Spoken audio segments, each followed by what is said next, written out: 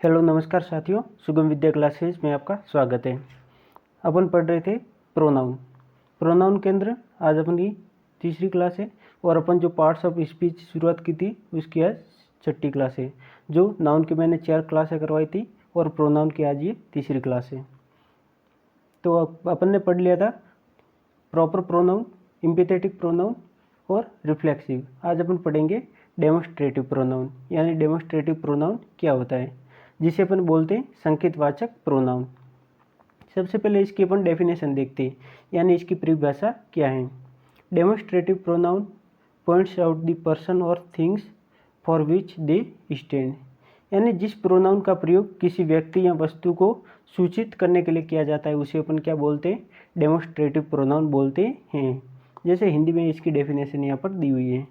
जिस प्रोनाउन का प्रयोग किसी व्यक्ति या वस्तु को सूचित, इंगित या निर्देशित, तीनों एक ही वर्ड है, जैसे सूचित करना, इंगित करना या निर्देशित करने के लिए किया जाता है, उसे अपन डेमोस्ट्रेटिव प्रोनाउन कहते हैं। अब अपन इसके एग्जाम्पल देखते हैं, यानी डेमोस्ट्रेटिव प्रोनाउन के अंदर क्या क्या आते हैं। जैसे दिस, दैट, दिस तथा दोज हैं, वो इसके क्या हैं, मेन डेमोस्ट्रेटिव प्रोनाउन हैं। जैसे अपन एक सेंटेंस के अनुसार यहाँ पर देखते हैं, जो यहाँ पर एग्जाम्पल है वो दिस इज अ बैग, यानी यह एक बैग है। तो यहाँ पर जो दिस है वो एक डेमोस्ट्रेटिव प्रोनाउन है। This is a boy, sorry that is a boy, तो यहाँ पर दैट है वो एक डेमोस्ट्रेटिव प्रोनाउन है। दीज आर एप्पल, तो ये दीज यहाँ पर है वो एक डेमोस्ट्रेटिव प्रोनाउन है। और यहाँ पर है दोज आर बनाना, यानी वे केले हैं। तो यहाँ पर कहने का मतलब ये है कि किसी चीज़ की ओर क्या हो रहा है, वहाँ पर इशारा हो रहा है, यानी वहाँ संकेत हो रहा है। यानी दिस इज ए बैग, यानी ये बैग, यानी बैग की ओर इशारा करते हुए कोई बोल रहा है कि यह बैग है। दैट इज ए बॉय, वह लड़का है। दीज आर एप्पल, ये बनाना है, सॉरी दीज आर एप्पल, यानी ये सेब है। दोज आर बनाना, यानी वे केले हैं। यानी किसी चीज़ की ओर अपन को इशारा करते हुए अपन किसी के बारे में बात करते हैं तो उसे डेमोस्ट्रेटिव प्रोनाउन के अंदर अपन मानेंगे। आगे अपन देखते हैं डेमोस्ट्रेटिव प्रोनाउन के बारे में। यहाँ पर नोट दिए हुए हैं, तो नोट क्या है कि यदि डेमोस्ट्रेटिव प्रोनाउन जिसके अंदर क्या क्या आते हैं, दिस, दैट, दीज और दोज, यदि चारों यहाँ पर आते हैं, इत्यादि नाउन के साथ में आते हैं, यानी जो डेमोस्ट्रेटिव प्रोनाउन होगा उसका यूज हमेशा नाउन के साथ में होगा।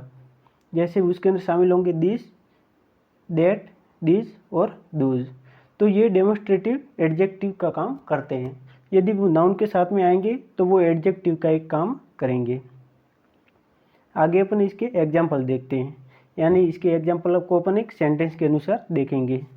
दिस चेयर इज माइन, जैसे यहाँ पर क्या है कि ये चेयर है वो किसकी है, मेरी है। दैट टेबल इज योर, ये टेबल है वो तुम्हारा है। दीज बर्ड्स आर ब्यूटीफुल, ये पक्षी कैसे हैं, बहुत ही सुंदर हैं। दो चिल्ड्रन आर नॉटी, ये बच्चे बहुत ही बदमाश हैं। लुक एट दिस वॉच, यानी इस घड़ी की ओर देखो।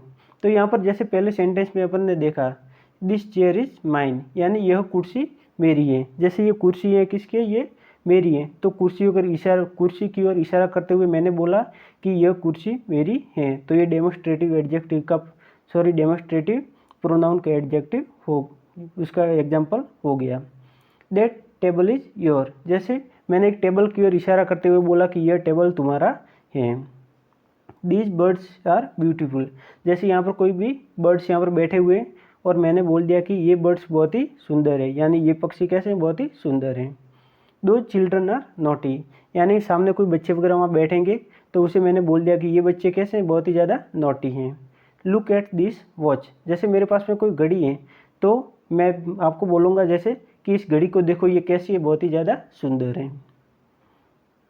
जैसे आगे अपन देखेंगे दीज फ्लावर्स आर रेड, जैसे ये फूल है ये कैसे लाल हैं। तो जैसे ही अपन ने वहाँ पर हर एक चीज़ को देखा, जैसे वहाँ पर एक दिस आया था, दैट, दिस एंड दोज, तो ये सब क्या थे, डेमोस्ट्रेटिव एडजेक्टिव थे। जैसे आगे एक और एग्जाम्पल अपन देखते हैं। दिस इज माई अम्ब्रेला, जैसे यहाँ पर एक एग्जाम्पल दिया हुआ है, क्या है कि दिस इज माई अम्ब्रेला, तो दिस यहाँ पर है वो एक डेमोस्ट्रेटिव प्रोनाउन है। दिस अम्ब्रेला इज माइन, यानी यह अम्ब्रेला मेरा है, तो यहाँ पर दिस होगा, इसका यूज यहाँ पर माना जाएगा डेमोस्ट्रेटिव एडजेक्टिव के अंदर। यहाँ पर तो डेमोस्ट्रेटिव प्रोनाउन था और यहाँ पर डेमोस्ट्रेटिव एडजेक्टिव है। इसका कारण यही है कि यहाँ पर ये अधिकार बता रहा है कि दिस अम्ब्रेला इज माइन, यहाँ पर यह अम्ब्रेला मेरा है, और यहाँ पर है दिस इज माई अम्ब्रेला, यह मेरा अम्ब्रेला है। यानी दोनों को पढ़ने में भी काफ़ी ज़्यादा डिफरेंस है। इसके बाद में अपन पढ़ते हैं 6 नंबर पे है इंटरोगेटिव, यानी टोटल प्रोनाउन के 10 पार्ट हैं, तो ये 6 वाला पार्ट है जिसका नाम है इंट्रोगेटिव प्रोनाउन, यानी प्रश्नवाचक नाम। पढ़ने से ही पता लग रहा है कि इंटरोगेटिव यानी प्रश्नवाचक सर्वनाम। डेफिनेशन यानी परिभाषा, इसकी डेफिनेशन क्या होती है वो अपन देखेंगे। The pronoun which is used to ask questions is called interrogative pronoun. जिस प्रोनाउन का प्रयोग अपन क्या करेंगे, प्रश्न पूछने के लिए करेंगे, उसे अपन इंट्रोगेटिव प्रोनाउन कहेंगे। जैसे हिंदी में अपन इसकी डेफिनेशन देखते हैं। जिस प्रोनाउन का प्रयोग प्रश्न पूछने के लिए किया जाता है उसे इंटरोगेटिव प्रोनाउन कहते हैं। जैसे हु यानी कौन या फिर किसने, इसका यूज होगा। विच यानी कौन सा, यहाँ पर कौन सा आएगा। व्हाट यानी क्या, और इंटरोगेटिव प्रोनाउन है, यानी ये सब दिए जैसे हु, विच, व्हाट, ये सब क्या है, इंटरोगेटिव प्रोनाउन है, और इनका प्रयोग अलग अलग अर्थों में यूज होता है। आगे अपन देखेंगे हु का प्रयोग मनुष्य के लिए होता है। जैसे यदि कोई भी सेंटेंस आ जाए वहाँ पर हु का यूज हो, तो जैसे हु इज़ योर फादर, यानी तुम्हारे पिताजी कौन है। हु इज़ योर ब्रदर, तुम्हारे भाई कौन है। तो वहाँ पर जैसे ऐसे एग्जाम्पल कोई आते तो वहाँ पर क्या मानना है कि हु का यूज किसके लिए आया है, किसी मनुष्य के लिए। जैसे यहाँ पर एक एग्जाम्पल दिया हुआ है, who has written this letter, यह लेटर किसने लिखा, यानी ये पत्र है वो किसने लिखा। सेकंड है विच का प्रयोग मनुष्य या वस्तु के लिए, दोनों के लिए होता है। जैसे कोई सेंटेंस में विच आ जाता है तो वहाँ पर वो विच होगा वो पर्सन यानी कोई व्यक्ति के लिए भी यूज होगा, और कोई भी थिंग होगी यानी कोई वस्तु होगी उसके लिए भी यूज होगा। दोनों के लिए होता है, जबकि चॉइस रिस्ट्रिक्टेड है, लेकिन वहाँ पर अपन अपनी चॉइस नहीं बता सकते। एग्जाम्पल अपन एग्जाम्पल के माध्यम से समझते हैं। Which of the pen do you want, यानी तुम कौन सी पेन चाहते हो। Which of the student are absent, यानी कौन कौन से स्टूडेंट आज एब्सेंट रहे हैं। तो ये दोनों एग्जाम्पल इसी के हैं, यानी इंट्रोगेटिव प्रोनाउन के हैं। आगे एक और इसका नोट है वो अपन देखेंगे। व्हाट का प्रयोग पर्सन और थिंग दोनों के लिए होता है। पहले अपन ने यहाँ पर क्या पढ़ा था, पहले हु का प्रयोग यानी मनुष्य के लिए होता है, दूसरे में पढ़ा विच का प्रयोग, और तीसरे में अपन पढ़ेंगे व्हाट का प्रयोग, यानी व्हाट का यूज कहाँ पर होता है। व्हाट का प्रयोग पर्सन और थिंग दोनों के लिए होता है। जैसे example, what are you about, यानी तुम्हारे बारे में क्या है, यानी अपने बारे में कुछ बताओ। व्हाट इज योर फादर, यानी तुम्हारे पिताजी क्या हैं। इसके बारे में यहाँ पर एक नोट है, निम्नलिखित वाक्यों के अर्थ में भिन्नता पर गौर करें, यानी सेंटेंस में थोड़ा बहुत डिफरेंस है। जैसे उन दोनों सेंटेंस में कंपैरिजन अपन करते हैं। हु इज ही, यानी वह कौन है। विच इज मोहन, यानी मोहन कौन सा है। व्हाट इज ही, यानी वह क्या है। तो जैसे अपन यहाँ पर देखेंगे कि व्हाट आर यू अबाउट, यानी तुम्हारे बारे में तुम बताओ, और व्हाट इज योर फादर, यानी तुम्हारे पिताजी क्या हैं। और इन सेंटेंस को यदि देखते हैं तो ये भी सेंटेंस उससे थोड़े अलग हैं। हु इज ही, यानी वह कौन है। विच इज मोहन, यानी मोहन कौन सा है। व्हाट इज ही, यानी वह कौन है। आगे अपन देखेंगे रिलेटिव प्रोनाउन, यानी संबंधवाचक सर्वनाम। सबसे पहले इसकी डेफिनेशन अपन देखते हैं। The relative pronoun stand institute of a noun and also joint sentences, यानी ये क्या करेगा, कोई भी दो सेंटेंस को आपस में जोड़ने का ये काम करेंगे। जैसे हु, हुम, विच, हुज, दैट, जैसे ये हैं, ये किसी दो सेंटेंस के बीच में आएंगे तो वहाँ पर वो एक कंजक्शन के रूप में भी वहाँ पर काम करेंगे, और ये दोनों के बीच में रिलेशन बनाए रखेंगे। जैसे अपन हिंदी में देखते हैं, जब हु, हुम, विच, हुज, दैट नाउन के स्थान पर आकर नाउन की रिपीटेशन नहीं होने दें और ये वाक्यों को जोड़ दें, यानी क्या होगा कि वहाँ पर जो सेंटेंस होंगे वो बार बार रिपीट नहीं होंगे, बल्कि वहाँ पर दोनों जुड़ जाएंगे, तो उसे अपन रिलेटिव प्रोनाउन कहेंगे। तब ये रिलेटिव प्रोनाउन कहलाते हैं।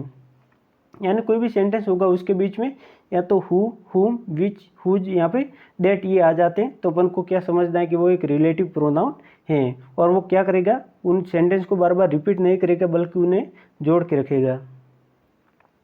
आगे अपन देखेंगे इसके example. The lady who is in pink dress is my mother, यानी तुम जो वहाँ पर औरत देख रहे हो जो पिंक साड़ी में है वो क्या है, वो मेरी माँ है। The milk which is pure is useful for health, यानी दूध जो कैसा है, बिल्कुल प्योर होता है, वो अपन के स्वास्थ्य के लिए बहुत ही अच्छा रहता है, यानी लाभदायक रहता है। तो जो पहले सेंटेंस में हु आया है वो रिलेटिव प्रोनाउन है। दूसरे सेंटेंस में जैसे विच आया तो ये भी एक रिलेटिव प्रोनाउन है। जैसे अपन थर्ड एग्जाम्पल देखते हैं। दिस इज द बॉय हुम ऑल लव, यानी यह वह लड़का है जिसे हर कोई प्यार करता है, यानी वो बहुत ही अच्छा लड़का है। तो यहाँ पर हुम बीच में आया है, वो एक रिलेटिव प्रोनाउन है। Take my pen that you like, take any pen that you like, यानी तुम इसमें से जो भी आपको पेन पसंद है वो तुम ले सकते हो। तो यहाँ पर जो दैट है वो भी एक रिलेटिव प्रोनाउन है। आगे अपन देखते हैं।